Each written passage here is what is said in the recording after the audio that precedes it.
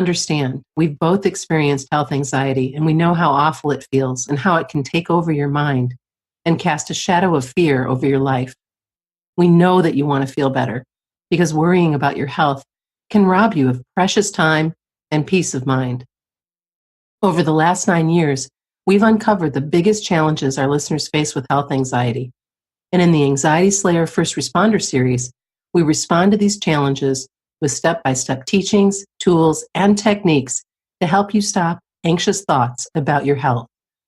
Learn more at anxietyslayer.teachable.com. Welcome back to the Anxiety Slayer podcast. I'm Shann Vanderleek, here with my wonderful friend and co-host Ananga Sivyer. Welcome back, Ananga. Hi, Shann. Today we're responding to a listener question asking if anxiety symptoms are real or just in our head. Let's begin by looking at some common symptoms of anxiety. We have a list here of some common symptoms of anxiety, which are panic, fear, and uneasiness, being easily startled, jumpy, or on edge, sleep disturbance, feeling unsettled, fidgety, finding it hard to be still, experiencing numbness or tingling in hands or feet, shortness of breath, heart palpitations, feeling cold or feeling hot with sweating, dry mouth, digestive disturbance, which can manifest in constipation or an upset stomach, nausea, dizziness, and feeling ungrounded. And that's not all of them. But when you look through this list, it's clear that many of these symptoms are definitely felt in the body.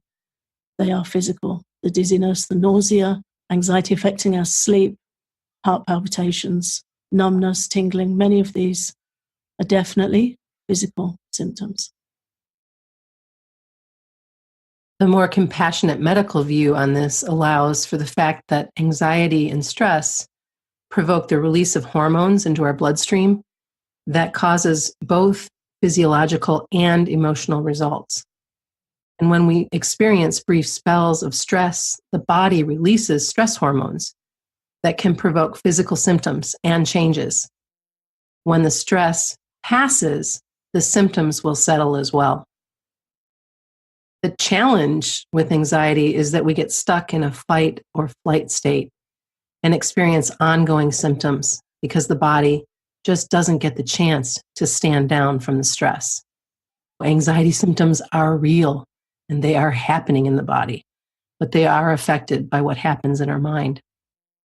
I think sometimes it's really important to have that understanding that they are physical, because I remember when I was young and I was suffering with really high level anxiety, if somebody was disregarding of what I was going through physically, and I definitely had physical symptoms every single day, I would feel misunderstood or possibly less than if people would say, you need to tough up, it's a tough world out there, or this is all happening in your head. So I think sometimes we do need that understanding, that compassionate validation that, yes, anxiety symptoms are real, they are happening in our body, but it's also important to understand that they are affected by what happens in our mind. And that's why I like to look at this at a deeper level and talk a bit about Ayurveda.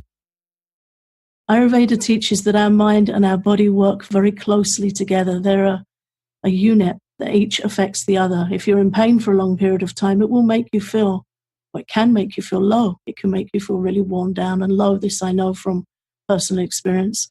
And if we're feeling heightened stress and anxiety, that can take its toll on our nervous system and our body. It really helps to give compassionate understanding that, yes, it's not all in our head. Anxiety symptoms are real and they are physical. But then having understood that, what can we do now to help ourselves, show ourselves compassion and support and feel better?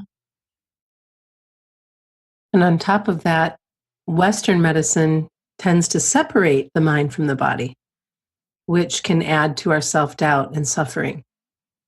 In Ayurveda, the body and mind, being regarded together as how they both affect each other, provides a new pathway, a better understanding, and a way to support yourself that, until I learned about Ayurveda, I had no idea. It's a much more compassionate viewpoint, and it gives us somewhere to go once we have this understanding. As we've discussed on many podcasts recently, Ayurveda regards anxiety as a vata disturbance. Vata is one of the 3 types described in Ayurveda, and it's the type most prone to experience anxiety. But as we've discussed before, anyone can become Vata disturbed. If you're new to the Anxiety Slayer podcast, you can find out more about Ayurveda by listening to previous episodes or taking a look at our body type quiz at anxietyslayer.com/discovery. If we look at the symptoms of the Vata body type and Vata imbalance, we can see that they're very similar to the list of anxiety symptoms that Ananga mentioned earlier. Signs of Vata imbalance include nervousness, anxiety, panic, and fear, sometimes shaking and muscle spasms, tingling feelings, constipation or bloating, disturbed or interrupted sleep. Feeling ungrounded is a big one, feeling spaced out or scattered, feeling unsettled and finding it hard to be still, lightheadedness, palpitations, and digestive disturbance. Vata is responsible for all movement in our body, from our thoughts, the blinking of our eyes, the steadiness of our hands, to the movement of what we eat through our body. Vata governs it all. Yeah, Vata's the queen of doshas, the queen of body types, and governs everything. So when we feel shaky or twitchy, for example, we can say it's physical. It's definitely happening in the body. And Ayurveda teaches that that's due to Vata disturbance. So knowing this gives us hope in overcoming anxiety symptoms. It encourages us to be kind to ourselves in understanding that it isn't all in our head. There are definite physical symptoms. And taking this further, Ayurveda gives guidance on how we can calm Vata and calm those anxiety symptoms. And this is something that we've addressed in other episodes, but we'll give some general guidelines here as well. The key areas to support yourself to reduce anxiety symptoms begin with warmth.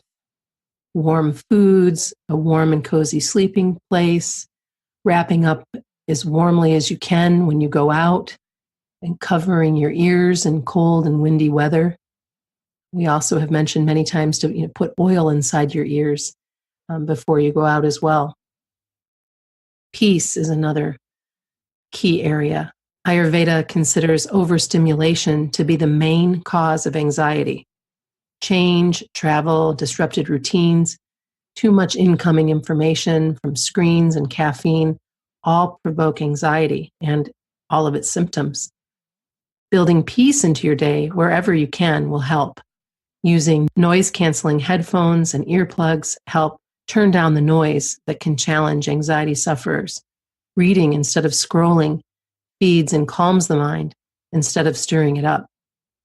You'll find links in our show notes of this episode at anxietyslayer.com with additional resources and conversations that can help you find more ways to calm Vata and anxiety. Another thing that really helps calm Vata is routine.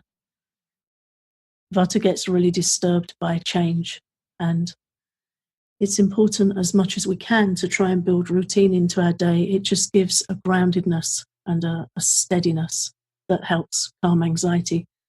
It doesn't sound very exciting, but it's very helpful. So trying to get up and go to bed as close as you can to the same time each day really helps. And building in a morning routine that supports calming anxiety. It doesn't have to take much time, but the small investment of time really gives a big payback when it comes to settling our nerves. Some gentle yoga or qigong and a warm, nourishing breakfast like oatmeal with cinnamon, for example, really helps start the day feeling relaxed and calming those symptoms, and allowing time for morning self-care, and avoid starting your day in a rush with a cup of coffee, which will spike adrenaline. And caffeine can be behind many of the symptoms we've listed. And in the evening, some things that you can do are diffusing lavender oil. That's really helpful to calm your mind. Playing gentle music while you stretch or take some deep breaths. This will help you release stress and tension before settling down to sleep. You can listen to a guided meditation or guided relaxation, which is also a good practice for calming restless thoughts and improving your sleep. And finally, oil massage. One of the most effective things you can do to calm the symptoms of anxiety is practice oil massage. And we have a lesson on exactly how to do this in our new Anxiety Slayer First Responder course for health anxiety, which is available at anxietyslayer.com. Just look for the big yellow banner at the top of the homepage and you can find out more about that course. Oil and warmth are two of the most important things you can do for calming anxiety, particularly when it provokes things like dry skin, shakiness, nervousness, and constipation. Oil and warmth are the key antidotes that Ayurveda recommends for those kinds of symptoms. Thanks again for listening to our podcast and being part of the Anxiety Slayer community. Our mission is to help you feel more peace and tranquility in your life. Visit anxietyslayer.com to explore 3 ways we can support you with free podcasts, online courses, and private coaching. Thanks for listening to Anxiety Slayer. This episode is brought to you by the Anxiety Slayer First Responder Series, a supportive health anxiety course to help you feel better, because worrying about your health can rob you of precious time and peace of mind. Learn more at anxietyslayer.com.